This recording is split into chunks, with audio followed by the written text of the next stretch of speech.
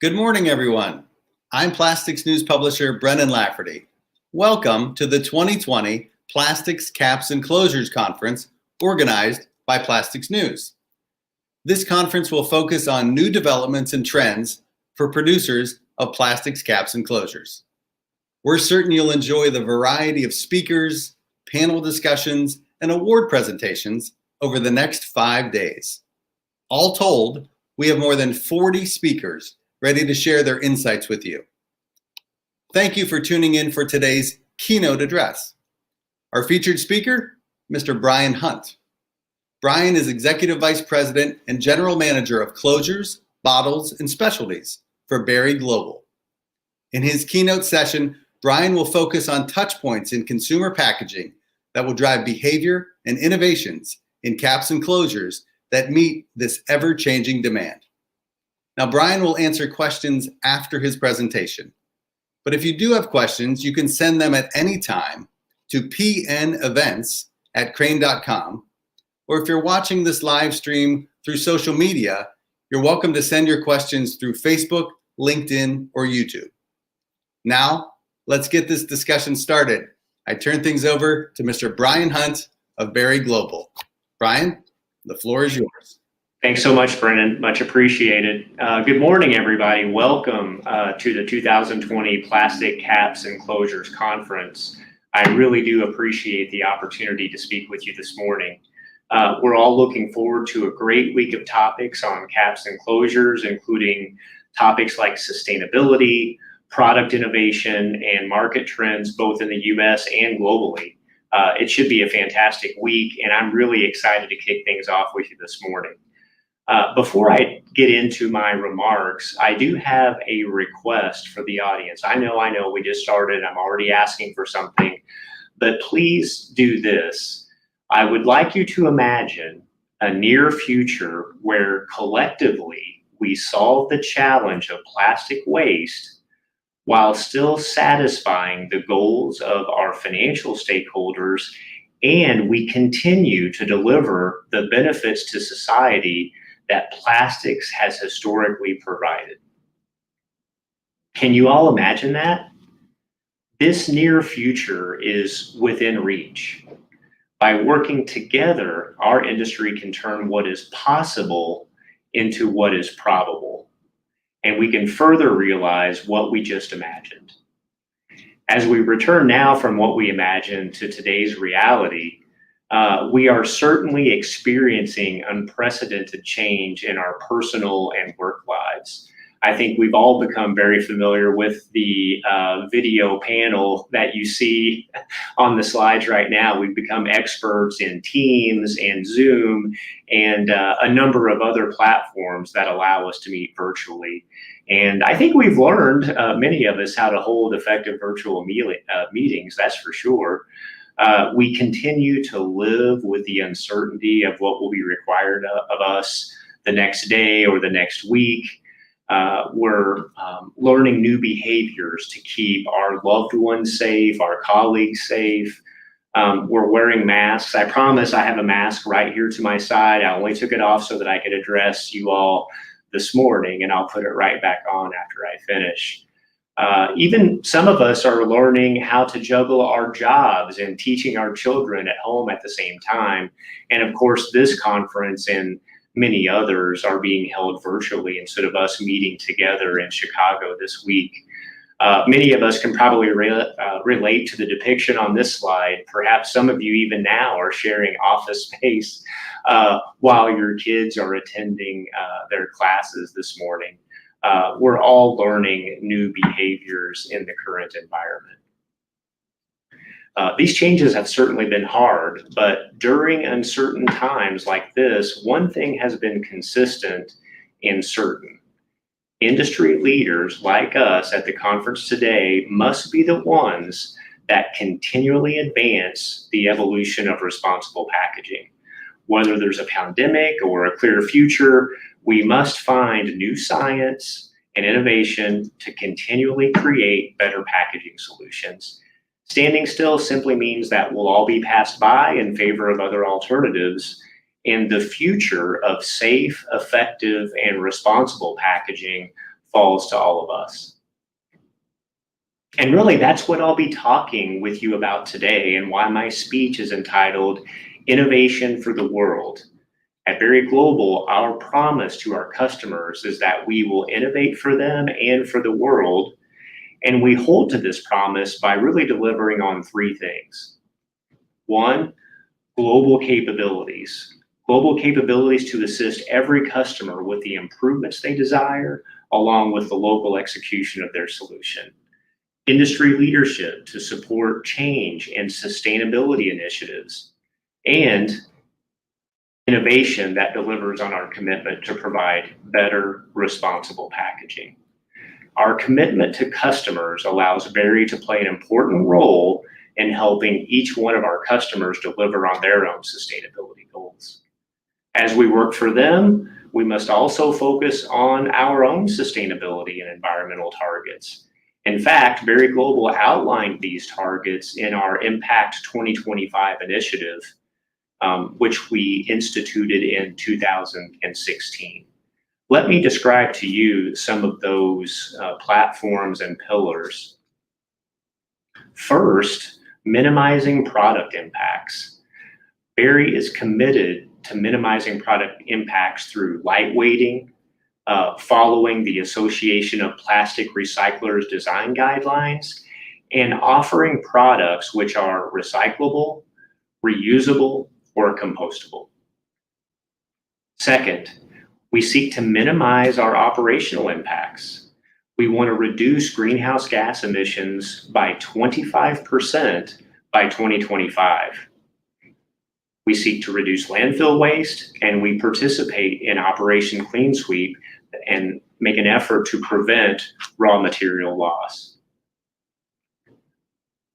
Last, we want to engage with our partners.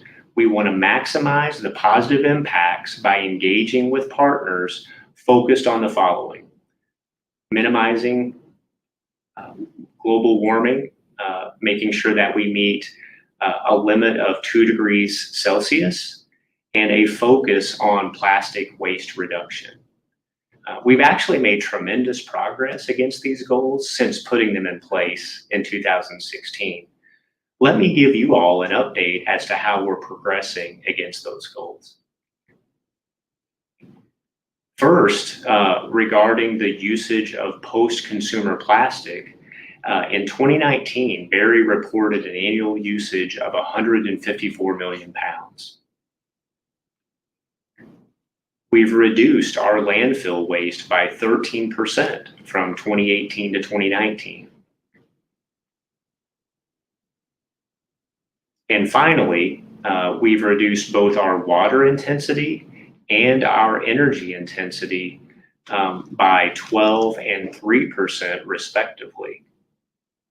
I may have just missed our greenhouse gas reduction. I apologize for that. But since 2016, we've achieved a 14% reduction since we established that goal. So we're making great progress, and I'm really proud to work for an organization that sees the importance of these efforts, and I'm quite sure we'll continue to make progress as we look ahead.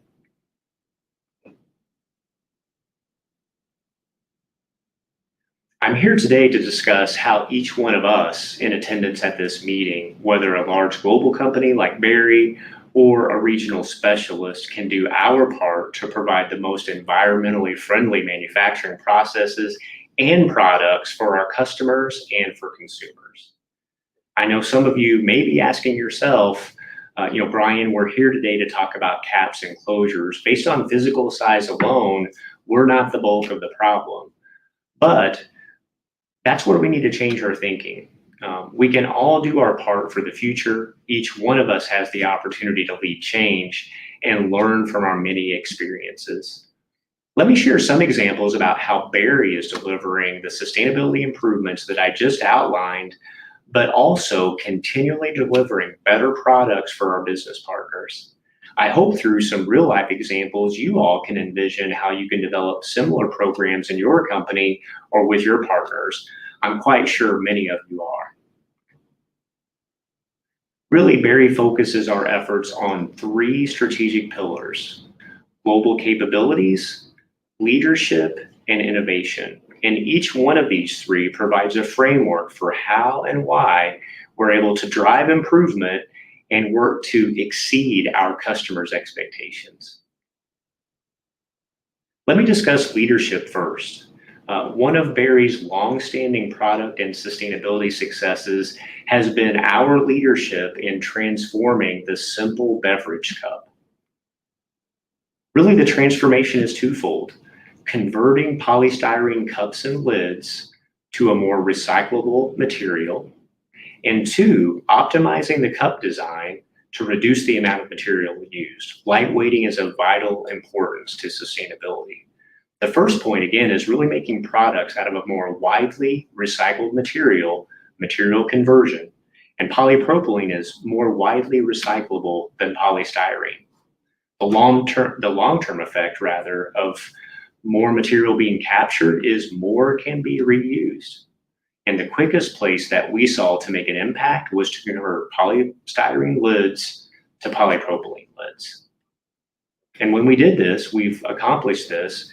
You made the polypropylene lid to the polypropylene cup, and you have a completely recyclable product.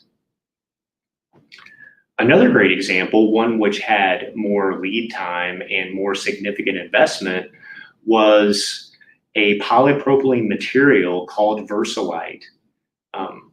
We spent a great amount of time and effort in material science to develop the product, and Versalite provides insulation for hot and cold drinks and is widely recyclable.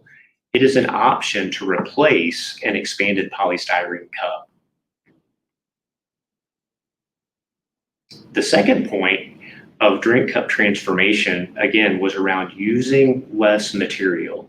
Less material means less waste. And of course, lightweighting is more than just taking weight out of the part. It also can include innovative designs which can maintain strength as keeping the package integrity is of most importance. The product design must be taken into account with vital consideration for product use and application. This is exactly what we did with our drink cup line Bantam, where we changed the design to make it hold the same top load and in addition be lighter. That reduction has really added up, and since 2018, we've eliminated nearly 15 million pounds of plastic. That is equivalent to 28 million pounds of greenhouse gases. Berry has really led the industry in lightweighting various forms of plastic cups and containers behind major investments in material science and thermoforming technologies, which replaced older injection molding processes. And really, that's where my first challenge comes to this group. We must continue to invest in ways to reduce the amount of raw material in our caps and closures while providing better and more functional products for all of our customers. And we've certainly seen the results of lightweighting. Some of those I just covered. Number one, again, less plastic means less waste. Less weight reduces freight cost, which is another contributor to greenhouse gases in terms of transportation. And last, improved designs can improve pack out, which means even lower greenhouse gas emissions with fewer trucks on the road. And I think we all want to reduce greenhouse gas emissions and reduce waste, right? At Berry, we've leveraged some of our learnings from drink cups to deliver lightweighting solutions for caps and closures. These were specific customer requests designed to help them achieve their sustainability goals. Obviously, these smaller, more intricately molded products can provide challenges with stability and quality, but it certainly can be done. We've had success in delivering reduction in material on caps and closures in several product lines. For example, the product line depicted on this slide, we've redesigned our wide mouth deep skirt closures to achieve a 25% lower gram weight than the market average and a 30% higher pack out, which reduces those transportation costs, fuel costs, and carbon footprint. I feel like this is a great sustainability accomplishment just through design and lightweighting. It's a fundamental element of delivering sustainability to the marketplace. In addition, we're working to redesign some of our flip-top dispensing closures to be much lighter than previous designs, but while still retaining the required functionality and hinge life and strength. This is a next step as we look to do this throughout our portfolio. Not only do I want to challenge all of us to explore lightweighting solutions in caps and closures, I really want to suggest a goal, not just a goal for Berry, but a goal for all of us. Let's lightweight our products by at least 10% over the next 2 years. That's quite a goal, but together we could eliminate 100 million pounds of resin from annual production of caps and closures with the reachable goal of removing 10% of material. That's a tremendous amount of waste avoided. The greenhouse gas reductions alone would move to eliminate approximately 187 million pounds of greenhouse gases. I know that we can achieve this together, and I know that this will delight our customers. But importantly, it's the right thing for all of us to do.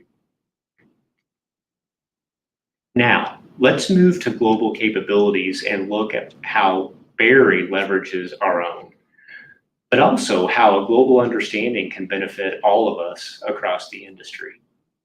In 2019, Berry finalized the acquisition of RPC. On paper, this grew our revenue by approximately 50%. It added 153 new manufacturing facilities and increased the total number of Berry employees to approximately 48,000 across the globe. It was a huge move for us and for our capabilities. Berry now has the capacity to handle the needs of the largest customers around the world, as well as surge capacity to deliver during unforeseen events. We've all seen a surge with COVID-19 in one way, shape, or form, I'm sure. And let me just spend a moment to talk about the impact COVID-19 has had on Berry.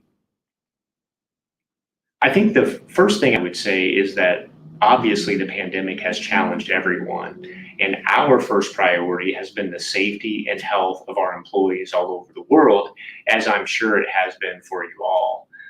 Certainly, it's fair to say that everyone around the world has been impacted by this event. But at the same time that each of our lives have been impacted by this, we've had customers whose demand has increased by more than 20%. Now, we've created new production for items like masks and face shields, and we've sold maybe a few hand sanitizer containers along the way. That's a lot of new production. Our global footprint has allowed us to shift capacity to meet these demands and to deliver unprecedented quantities where and when they're needed. These are short-term benefits of working and thinking as a global organization.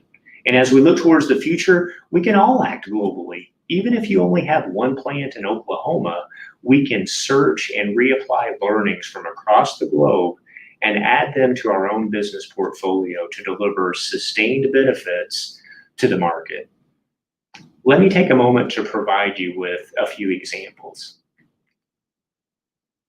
Last year, Berry announced a partnership with SABIC, the global chemicals leader based in Saudi Arabia, to drive the innovation and use of polyolefin resins made from advanced recycling. SABIC has already begun producing initial volumes of these certified polymers that are produced from the valuable feedstocks of low-quality mixed plastic scrap. From this initial production, Berry has manufactured a recyclable co-extruded film that's used in a stand-up pouch, which contains 30% post-consumer resin. That resin is sourced from SABIC's circular polymer. We are now exploring ways to bring a similar partnership to the US and expand our sources of recycled resin. Let me tell you about one of those partnerships. Earlier this year in the US, Berry and Georgia Pacific announced a partnership to create a closed-loop system to recover, segregate, and reprocess PCR. In this partnership, Georgia Pacific Recycling will use its national network of recycled material suppliers, and logistics to procure the post-consumer plastics material to be recycled. Berry will then reprocess that material into polyethylene film and polypropylene products. This partnership will help supplement the limited market of recycled content. In both of these examples, we've been able to identify new streams of recycled material in order to extend our production of products that contain PCR. We are committed to developing additional closed-loop networks around the world with customers and suppliers to meet those growing needs. There is so much that we can learn from each other and our sustainability successes throughout the world. Over the past year, I've really continually been thrilled by several important initiatives being led by Berry throughout Europe, and we have already begun to look for ways that we can apply those learnings here in the US. So here's my second challenge to all of us: search and reapply. You don't have to have the largest R&D budget or a staff of material scientists to make change. You can learn from others all over the world how you can do things differently. And when we take an innovative approach and keep a persistent attitude, we become comfortable with choosing to make change because it's the right thing to do. And we can learn from each other while creating better, more responsible packaging for the world. My final area to cover with you this morning is innovation. Innovation is certainly exciting. New products, new processes, and many times new customers come along with innovation because of the value that those innovations deliver to the market. However, as we all know, innovation costs money and resources. You've got the cost of the people who research and explore options to understand what can work in your organization. There's the capital that you need to invest in new machinery and technology, salaries for new staff potentially. There's also just the cost of trial and error. Innovation is very much an iterative process, and in that regard, it's inefficient. It can cost thousands and thousands of dollars to iterate on a new product concept development. I know that for most of us, the capital to invest in new ideas, especially those ideas which you proactively introduce to the market with no specific customer partnership, those can be a roadblock. Really, our industry, because we're manufacturers, survives on throughput and maximizing asset utilization.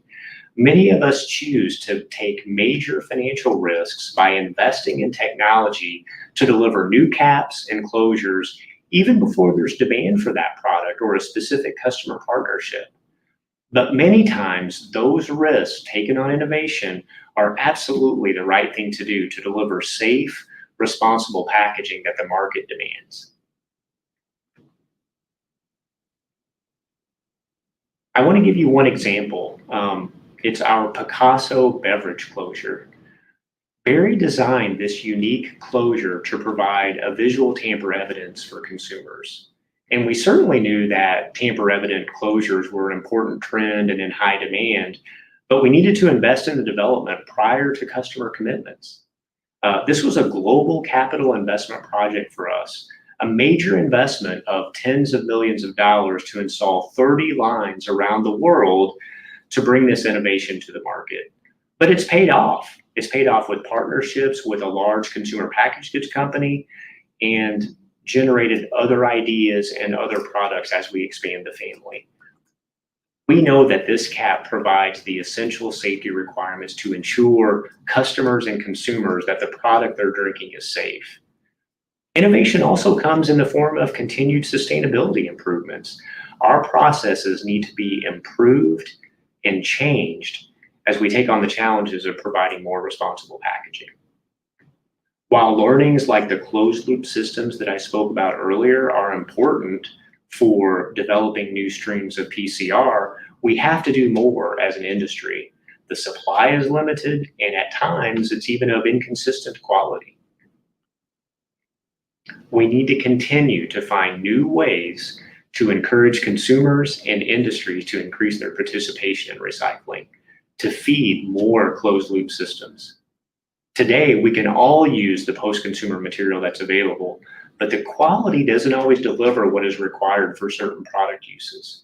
Even recently, Barry had to set aside an entire batch of recycled resin. When it arrived, it was full of wood and paper particles, and it made the resin unusable.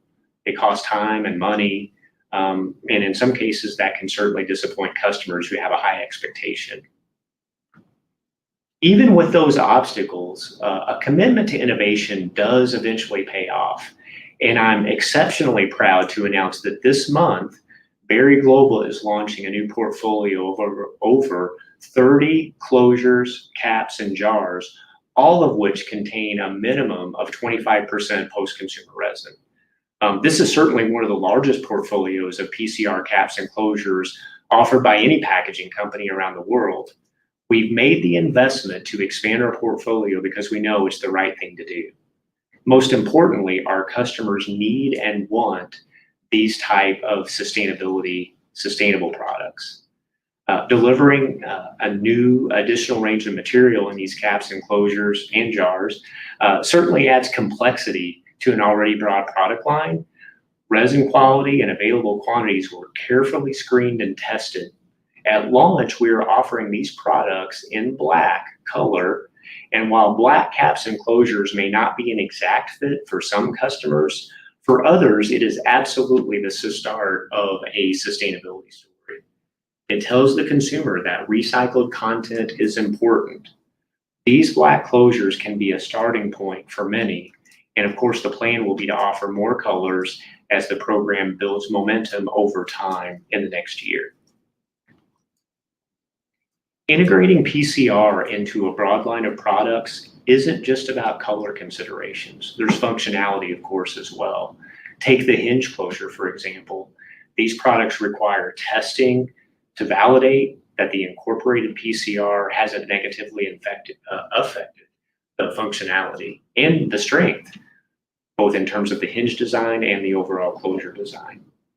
Our new products all completed functional validation tests such as leak and drop testing, as well as critical functional testing like hinge life. This level of change does take time, and it certainly takes commitment. And we've hit several speed bumps along the way, but you'll notice I said speed bumps, they weren't roadblocks. We just needed to slow down, figure out the problem, and adjust to the current market conditions to overcome the issue. The team was committed to delivering, and we found the solutions. It's exciting now to know that we can offer such a broad array of PCR options to the market, but we can't stop with just these initial products, and we can't stop at just 25% PCR. But it's a first step, and it's a big first step. So that brings me to my final challenge for all of you. Take your first step after leaving this conference to challenge your organization to invest more in innovation. These investments can be in safety, performance, or sustainability, but we must keep moving forward together. As I mentioned at the beginning of my talk, we must find new science and innovation to continually create better packaging solutions. Standing still simply means that we will be passed by. The future of safe, effective, and responsible packaging falls to all of us. I hope that the examples I've shared with you today will inspire change for you and your organization. And while I did call out challenges to you, they aren't really challenges, but rather I would call them hopes. I hope that you will join me, Barry, and many others at this conference to make a difference. These are my hopes for you. First, further lightweight your products where possible. Plastic, of course, is a very robust substrate, and even still, I'm surprised at how much material we can take out of our products and still deliver excellent functional products to the market. Second, search and reapply. Learn from everyone around the world and incorporate what you learn. The more we all expand important ideas and technologies for better products, the better off we're all going to be. And third, continue to invest in innovation. There are certainly risks involved with innovation, but the rewards are going to be well worth it. I do want to leave you with one final thought. Earlier, I shared the idea of innovation for the world with you. What I didn't share was the complete thought. Barry's promise to our customers is that we will deliver innovation for the world and solutions for you. We will continue to innovate for the world with new products, more efficient technology, and ongoing sustainability improvements in manufacturing and in the products that we deliver. But I hope that my discussion with you today provides solutions for each one of you. At Berry, we want to create change to make the industry better and to improve the daily life of consumers. We can make each other better as well. I look forward to seeing what new ideas and products you all bring to the world through our ongoing evolution to deliver even more responsible packaging. That concludes my presentation, and I really do thank you for your time and attention. I will turn it over to the team for questions. Wonderful. Well, thank you so much, Brian. Great presentation. Throwing out some challenges there for our viewers today. Love it. It's a way to get started on a Monday morning. Amen. Amen. Let's start it. So to our audience out there, if you have questions for Brian and you weren't here from the beginning, send your questions multiple ways. You can send them to pnevents@crane.com, or if you're watching the live stream on YouTube, LinkedIn, and Facebook, like I know many of you are, send those questions through those social media platforms. All right, Brian, they are lining up with lots of questions here, which is great. Okay. Let's hit on the topic that is in our face every day, the pandemic. You referred to it in your remarks. It has impacted us personally. It has impacted us professionally. Talk a little bit more. How has COVID-19 affected you and the team at Berry? Well, I did mention during my presentation, our first concern was keeping, of course, our employees safe and healthy. And I think overall, we've done a great job of that. Beyond that, what I'm most proud of with Berry is, frankly, how we ramped up production of items that we don't typically even make, like a face shield, for example, to deploy out into the market to help keep others safe. We increased our production of masks. We added capacity across the globe to make sure that we were delivering the products that the market desperately needed to keep people safe and healthy. And so I think that's the biggest impact that is top of mind for me at Berry, keeping our employees safe and healthy so that we can provide those products which are in the highest demand to keep the broader marketplace safe and healthy. Yeah. In talking to CEOs and presidents and other executives around the country for the last 6 and 7 months, that's priority number one for all of us. And it really has opened up business opportunities, sounds like, for Berry, as well as a lot of people in the plastics industry. Yeah, I absolutely believe that. And I know that there are many companies besides Berry, of course, that have really moved quickly with agility to make sure that those products can reach those that need them the most. Yeah, well said. That's the key for sure. So, Brian, gotta go back to your comments about the RPC merger. I mean, 5 years ago, everyone thought of Berry as such a large company, and then you come in 2019 and acquire RPC, as you said, practically doubling your workforce, providing yourself a major footprint in Europe. How has the merger changed the work you guys are doing? Wow, that's a good question. I think there's several dimensions to that answer. The first thing that I think I would say is that I believe it made Berry smarter. The legacy RPC technologies were very complementary to those of legacy Berry. So we've certainly learned more about technologies in caps and closures, but even beyond caps and closures. So I think that's the first thing that comes to mind. And, I don't want to overemphasize it, but our global manufacturing capabilities are just second to none. And I really think, since I'm going to stick with caps and closures for a moment on my answer, it really puts Berry in a position to be the world's leader in closures and dispensing technologies. And I can't say enough about the legacy RPC employees and their focus on innovation. And together, we're making a great team. Yeah, sounds like a great marriage. Well, so here's a question, Brian, excuse me, that's coming from YouTube.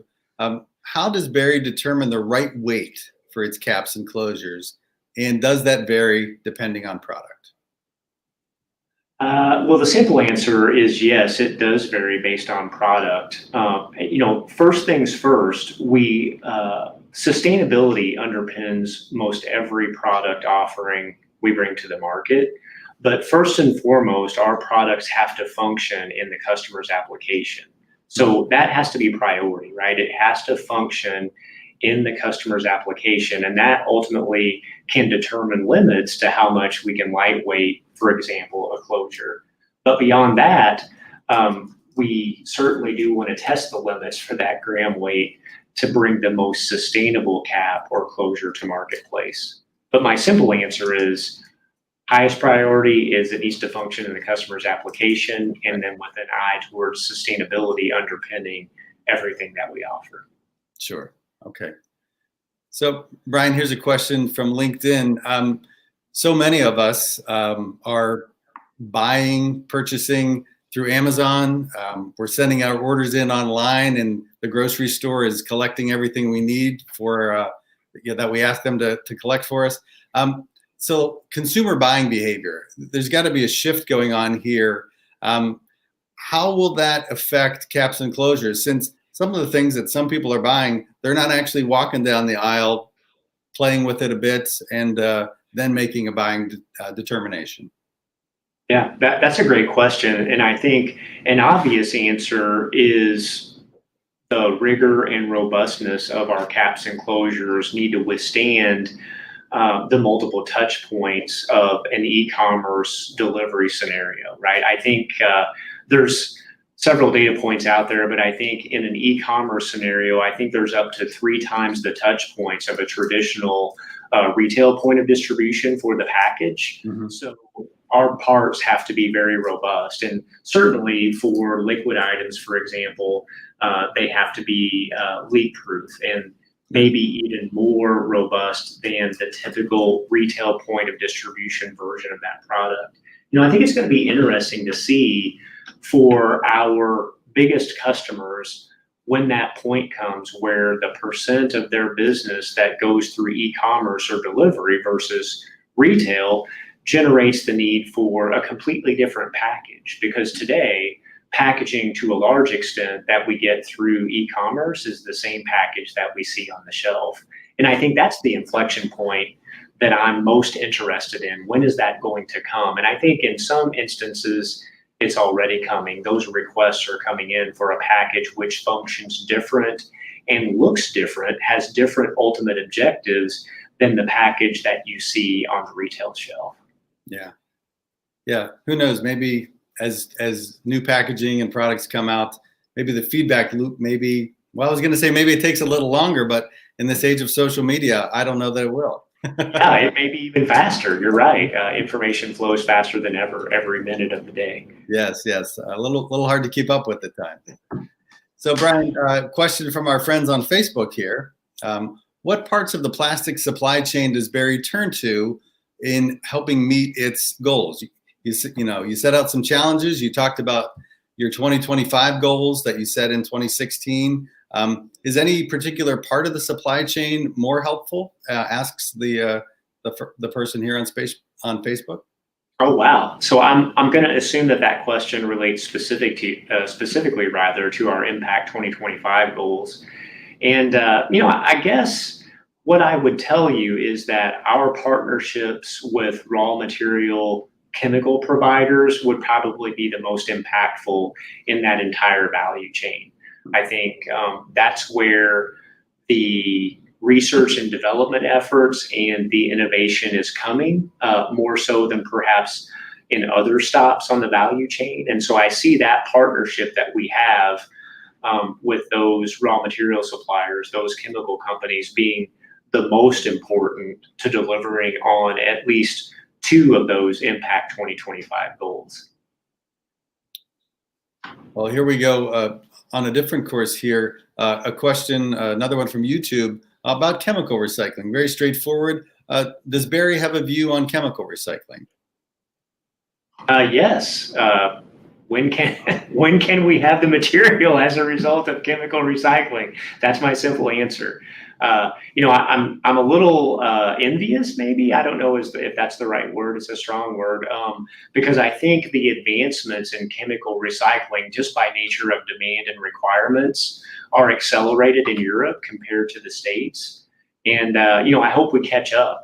My view, I'll say my view rather than our view on chemical recycling, is it offers us the best opportunity for a clean post-consumer source of FDA approved material. Mm-hmm. And in that regard, it gives us the biggest opportunity to remove waste from the environment. So it's hugely important. I know there are many companies working on larger scale chemical recycling, and that's why I said with some laughter rather, the sooner the better, because it is the breakthrough I think that we're looking for. Right. So a couple questions here on PCR. This one coming in through pnevents@crane.com. Can you talk a little bit more about the use of PCR for hinged caps? Did Barry take big chances on the design?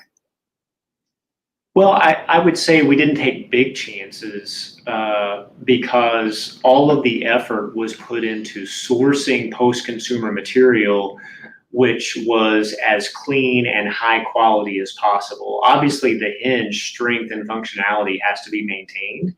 And so that was really the challenge. We knew we couldn't sacrifice there. We had very rigorous trial and qualification process for hinge performance. But to me, the most important component there is the quality of that stream. So we can continue to hope and rely that quality stream of mechanically cycled post-consumer content just gets larger and larger and better quality and better quality. Right. So you talked about PCR closures in your presentation. Do you see you mentioned 30 caps will have more than 25%? Yes, that's right. So what about colored PCR closures? How soon will those be coming? You showed those black closures out there. Is there an ability to accelerate the launch of the colors other than black? I think there is. I'm somewhat reliant upon, again, the quality of the post-consumer stream, but we feel like we're working through those obstacles, and even in the next year, we can add colors to that growing portfolio. In fact, I'm confident that in the next year we'll be able to do that. But it does go back to the quality of the stream, which is maybe the fourth challenge for all of this group, right, beyond the three that I already offered. Yeah. Well, yeah, that's been a point of discussion, and that will take many stakeholders. It will. Yeah, for sure. So let's talk about one of your challenges. Challenge number one. You threw down a lightweight goal of 10% for the industry in the next 2 years. You said 100 million pounds of resin saved. Yes. I don't think you'd throw it out there if you didn't think it wasn't achievable, but how can it be done? How do you get others on board? Well, I think I alluded to that, at least in the presentation. I think it just takes an effort and a desire to a large extent.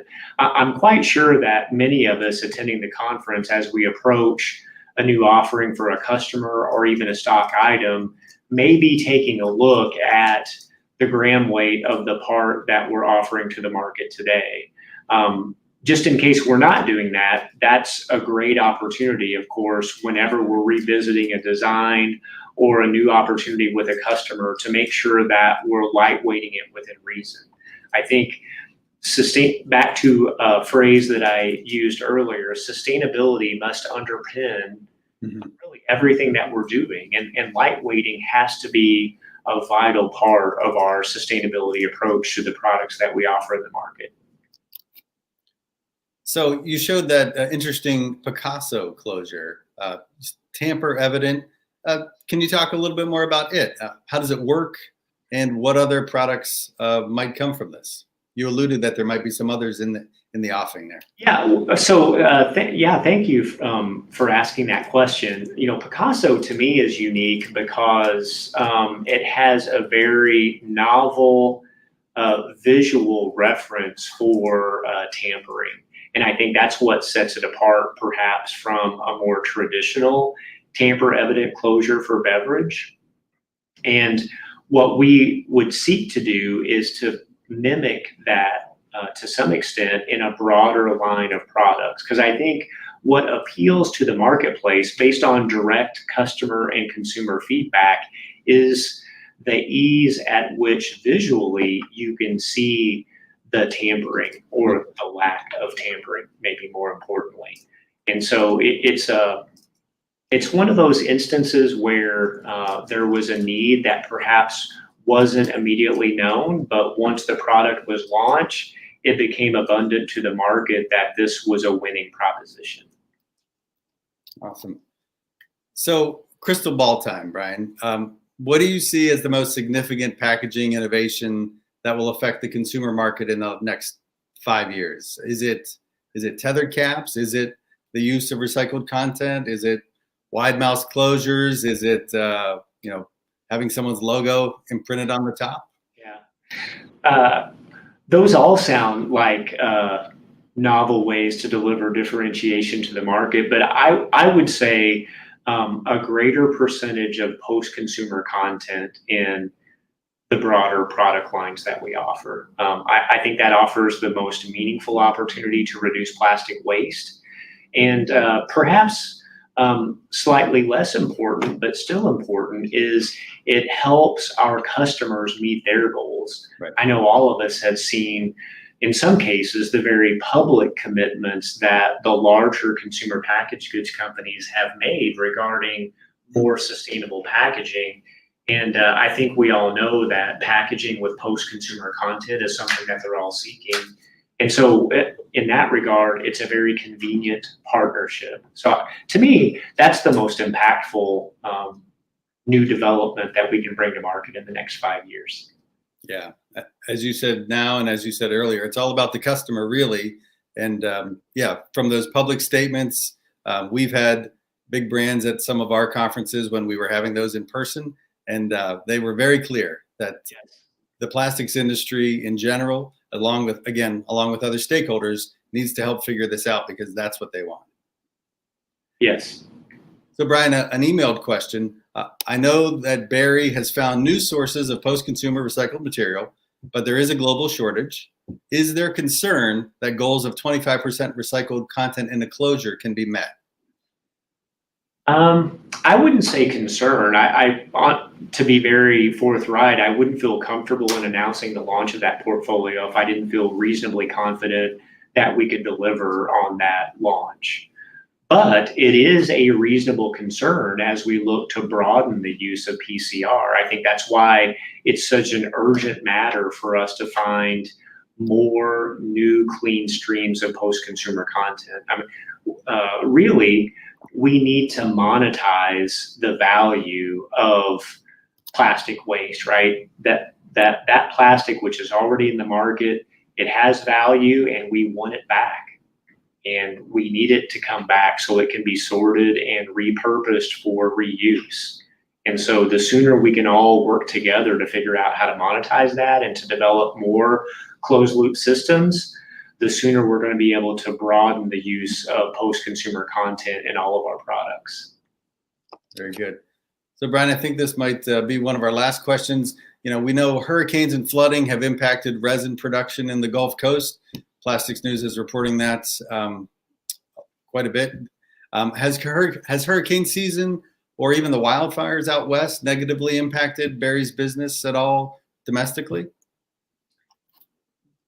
Great question. Wildfires, no, although we do have plants on the West Coast, that are certainly reasonably close to the fires, but thankfully, I'm knocking on wood here, right. No one's been hurt or it hasn't impacted our ability to supply on the West Coast. I think for many of us, though, the hurricanes, Laura, and more recently Sally, with all the rain, it's hampered raw material suppliers' ability to operate, right? I think it's no secret maybe as many as 8 of those companies have declared force majeure. So we're fortunate at Berry to have such a broad and deep buying power that it hasn't impacted us yet. But I mean, hurricane season is always a worry, to be honest with you. And, we've certainly risen to those challenges in the past to keep our customers in supply. And I believe that we'll do that again here in 2020. Very good. Well, Brian, I do think that is all the time we have for questions. Thank you so much for sharing your insights today. Any final thoughts or parting words for our viewers? One final thought. I want to take you back to the beginning of my presentation where I asked you to use your imagination. Let's continue to imagine what we want the future to be and then bring that closer to reality. Again, let's make what's possible more probable as we work together. And thanks, Brennan, for allowing me to open up the conference. I'm looking forward to the week. Oh, you're more than welcome. Brian, thanks so much for being with us today. If you want to reach out to Brian or the team at Berry, we'll make sure to provide that contact information for you. And I want to thank Brian Hunt of Berry Global, and I want to thank you for attending today's session of Plastics, Caps, and Closures. We have 2 additional sessions today. At noon Eastern, we will feature an Ask the Expert session with Orbis, and at 2 p.m. Eastern, Nova hosts its annual workshop. Be sure to join in. These are part of a full agenda that features 18 conference sessions this week. Until then, I'm Brennan Lafferty. Thank you for attending Plastics, Caps, and Closures, organized by Plastics News.